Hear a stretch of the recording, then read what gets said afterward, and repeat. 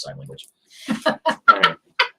If it's Monday and it's 8 o'clock, wait a minute. It's Monday, it's 8 o'clock, and if it's Monday at 8 o'clock, then it's probably somebody else's event that we scheduled over them and just decided to conflict with them for our own amusement. Ooh. My name is Chris. This is Tanya. Down there is Juno on the floor, and this is Mighty Monkey's Nerd World News. Oh, throwing shade today. I am throwing shade today. I'm only replying because people are throwing shade. Yeah. You know, and I'm like this whole. Are we throwing monkey poop? Yeah. Yeah, I love it. I love it. And I'm at don't give up, anymore. So monkey poo being thrown. Monkey poop. Flaming monkey poop. Hello, Ashley. Hello, Peter. Okay, who's FC3 I don't know today? who's FC3. I'm assuming it's probably D. It's probably possibly. It's either D or Ann, but Ann's on. No, Ann's behind the wheel, so it's going to be Ann. D by process of elimination. D or it's Dan. D. It could be FC3 2022 is Saturday, September 24th and Sunday, September 25th at the Total Sports Experience at 880 Elm Grove Road in Gates. You know how we know that? Because we planned it that way. Let's see. I like the TARDIS painting in the background. Thank you. I actually did that myself at a wine and design event. So I actually painted that, and I am not normally an artist, so that was kind of cool. That was a lot of fun there. Shaggy Rogers, like greetings. Hope all is well. Was that? We have to do another one. Do another one just for the fun. You know what? It was a lot of fun. We should sometime when Ann has time to be able to schedule something, because Ann is an artiste. Oh, she is. She's good. So she's good. And so the fact that looks as cool as it does is really kind of neat. Oh, Deanna, it was me. Hi, Dee. All right. This year's guests include George Weiner, Heather Matarazzo, Holly Marie Combs, Brian Krause, Gregory French, and the legendary Reaver himself, Michael Koski. Mm-hmm. If you're interested in being a vendor or part of the fandom, interested in having a table this year, running or hosting a panel or volunteering, head on over to our website for the application and all of the details. The applications for each of these are listed under the apply heading at the top of the page. And all the links work. And all the links work. We have checked. We have made sure. So let's talk about what are we looking for in terms of the guest list at this point. We've got our guest list with George and Heather and Holly and Brian and Greg and Michael. So what are we looking for right now? We're probably going to fill in the rounds with some artists, okay, some comic book artists at this point. We are really not looking for anybody else. So our guest list is kind of right where we're going to have it this year. Do you want to hear another guest announcement? You're probably not going to at this stage. So plan ahead, get ready for what we're bringing to you. And if we do have an announcement for you, it'll probably be about a comic book artist, most likely. If something pops up and drops in our lap, we're going to go with it, obviously. Yep. Let's see what Ashley has to say here. Let me bring that up real quick so I can see it better. Just want to say Melanie Muses and Susan Harris are both tremendously talented. I am so looking forward to meeting both of them. Susan, I have not talked to either of you yet. No. They're both from England. Okay. The UK. All right. So are we bringing them over from the UK or are they here already? CTP Publishing is bringing them over. Nice. Okay, yes. Cool. And Susan Harris is an author, and just so happens she's got one of the best last names ever. Tanya's maiden name is Harris. Yeah, so therefore I'm going to just say that, and I'm looking really forward to checking out her books. Yeah, very cool. So, I'm looking forward to meeting her. Melanie's English, Susan is Irish. There is a distinct difference. Ooh, wait. Turn it around. There it is. There. She's got. I am Irish. She is Irish. So, but my actual that was my adopted name is Harris. Yes. So I don't know. It could be Susan and I might very well be siblings. Could you, or not siblings, but related? This is called a scratch. Anyway, what? Ow! Don't beat on the anchor. That's not nice. It's not nice. All right, so let's see. We got a Sean here. You'll love like Susan's books. That are addictive. So, what's Susan's genre? Paranormal, awesome. I think. Oh, cool. Paranormal romance. Ashley, correct me if I'm wrong in that regards. All right, dig it. Peter is asking, can you guys do another game night on Tuesday? I know the burger bar is closed. I don't see why not. We can definitely take a look into that and see where we go with it. While you do that, I'm going to bring up the first panel, and we're going to go clicky over here. Oh, look, FC3 news. I should have had that up and running, but anyway. Oh, look at this Fab 4. Our top story tonight. Clerks 3 is coming soon, and the trailer reveals a plot twist and cameos. Okay, ready? Here we go. Well, they are supposed to be there that day. On September 13th, Kevin Smith returns to the convenience store where it all began with the release of Clerks III, the trilogy capper to his semi-autobiographical series that kicked off in 1994.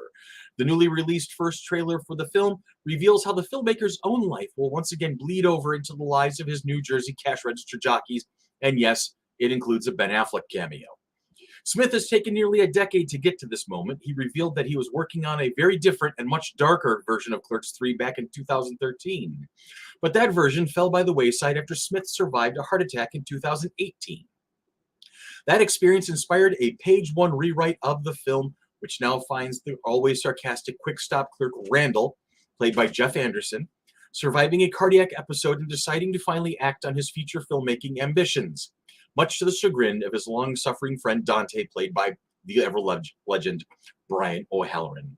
Following Smith's own write-what-you-know spirit, Randall decides to make a movie about being a clerk, which means that Clerks III is a commentary on the making of the original Clerks, with callbacks and cameos galore.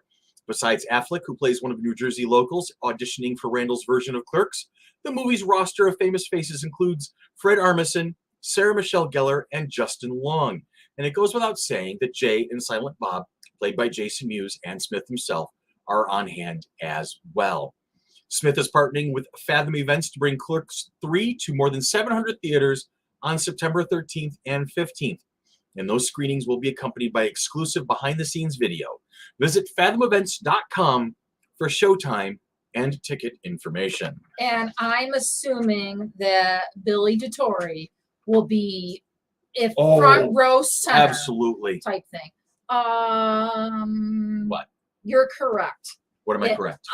Ashley says I'm correct in regards. It says Susan is predominantly known for her paranormal series. She's not afraid to mix things up with a little dystopian drama, your favorite. Apparently. Shakespeare. I never do that about myself.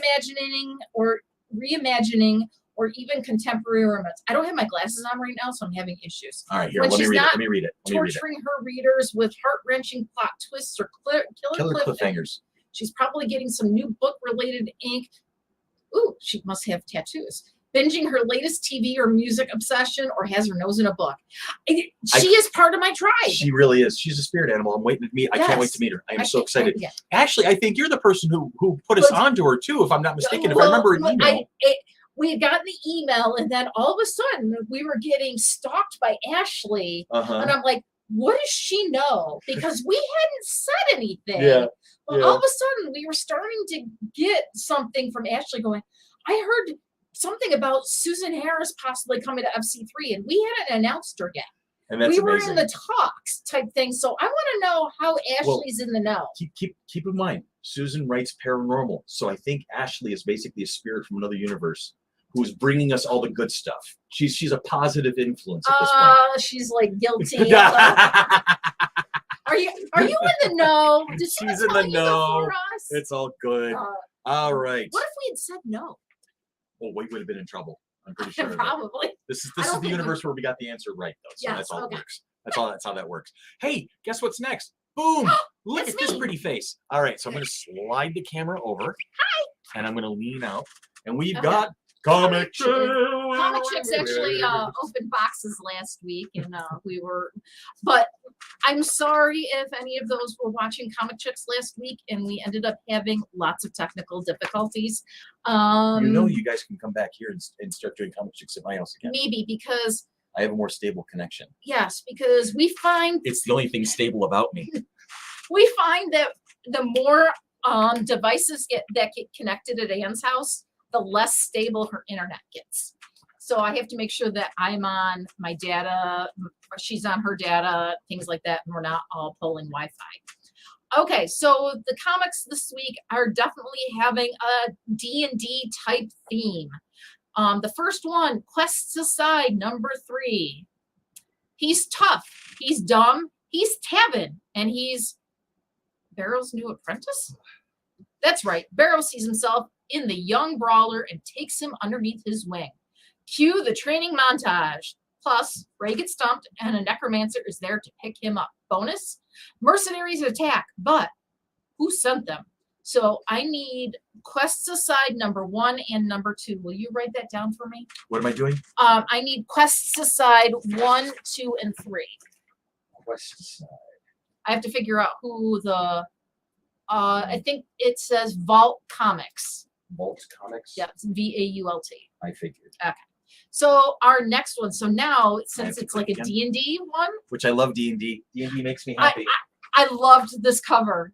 I absolutely love this color. Because it's the second edition. It's the second edition stuff, and but dig it. But dig it. You got Rufus here from George Carlin's Rufus. You got the phone boxes right up here in the middle. And was it a Balor? It looks like a Balor. Yeah. It really does. So but that's giving me strong second edition vibes, and I love that. We've come back to revisit second edition on our Saturday night campaign. Mm-hmm. So we're back into that. So Chrissy is just learning second edition, as is Nancy. Gotcha. So Bill and Ted roll the dice #2. Back to this. Yes. The satanic panic has hit San Dimas, sending Bill and Ted straight to hell. Haven't they already been there? Several times. Okay. Now. There they must play the game of their lives. Didn't they already play lots of games? They played checkers They were playing, and Twister with death. And it's like best 2 out of 3, 3 out of 5. Damn right. Okay. With their souls on the line. Wasn't that wow? It's definitely very, it feels very kind of the second movie. Yes, sequelish. Okay. Bill the Squire and Ted the Bard gather their party. Joan of Arc, Aleister Crowley, Niccolo Paganini. Let me see. Paganini? No, Paganini. And Dr. Feelgood and embark on their quest. But it's not long before someone fails their saving throw roll versus death. Plus, the secret origin of Chuck D. Nomolos. Huh. So that interesting. You stumbled through that one. I did stumble through that one. They had some names. I'm moving on. Okay, the last one definitely had a D&D feel also. I love D&D. By the Horns, Dark Earth #2. Elodie, Sajin, and Elvilin return to the port city of Lycus, where they hope to book passage on a ship to Eulestria, a continent that may hold the key to stopping the dark blight ravaging their homeland. But first, they have to deal with some dangerous locals who are none too happy with Elodie. That's a regular thing. She said, but do they come for the books? No, that's Keelan. Keely. Calista. Yeah. If you get there, you'll get there eventually. Yeah. If you keep working on it. Whatever. Okay. So she's playing into my my ultimate love of playing D&D. It's my favorite hobby of all time. And if you guys ever have a table and you need an extra player, call me. Me too. I'm also willing to do one-shots for birthdays and bar mitzvahs. Yes. Anyway. Peter suggests that we should use green light. I would love to use green light. I even signed up. It's not in my there neighborhood. yet. It's on my neighborhood. I've lived in this house now for almost 4 years, and I signed up for green light the day I moved into this house.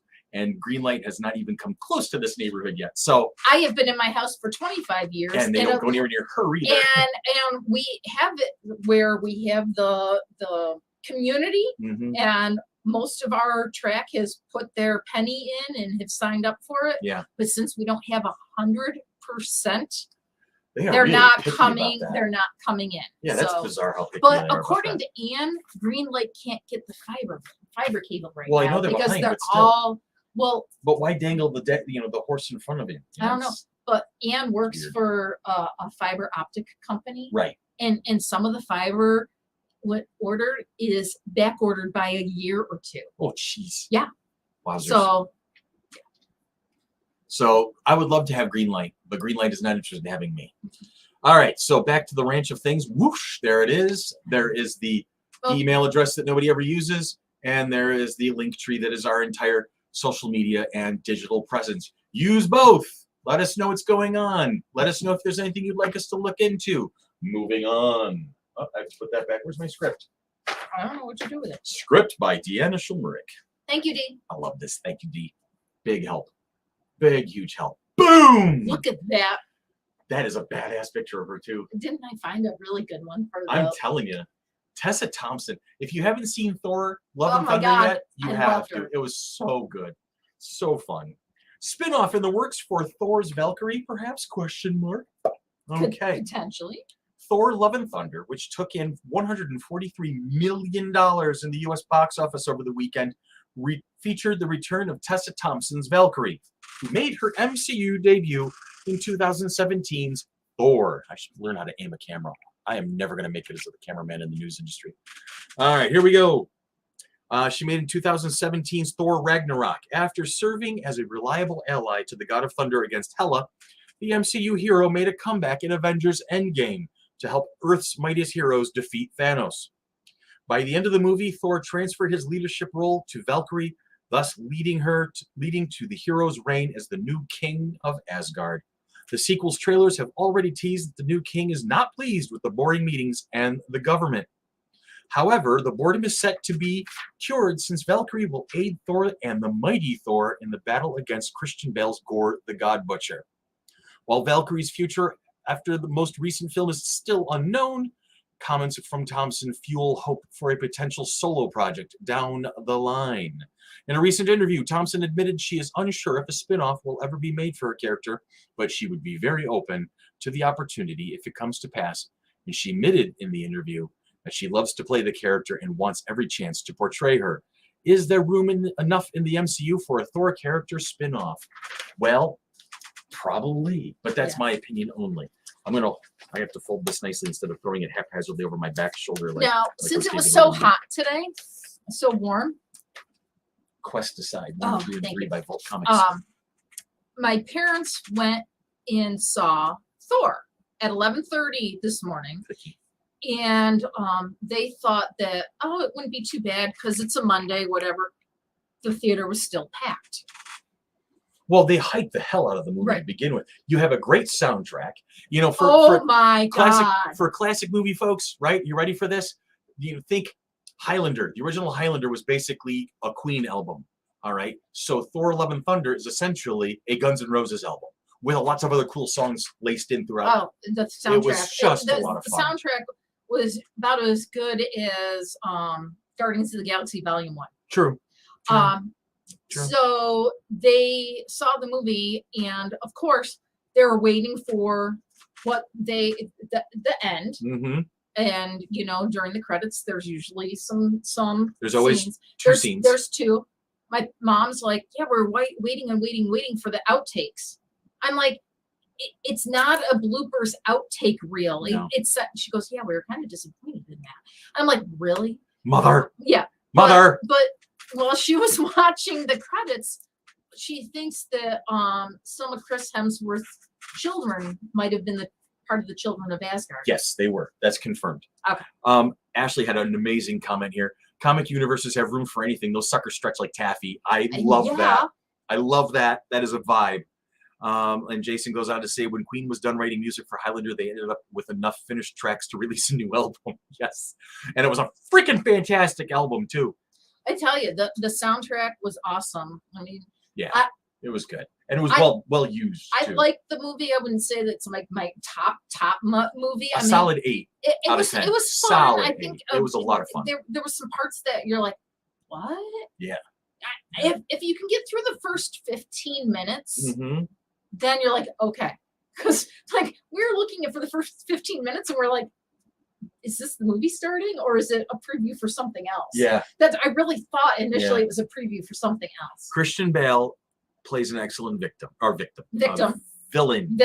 Probably victim too when you think about it. Yeah, he victimizes himself in the long run. Yeah. He became a victim. He did. All right, children, that's enough for that. We hope you guys have a great week. We hope you have a safe week. And you know what we're gonna do? We're gonna talk to you again next week.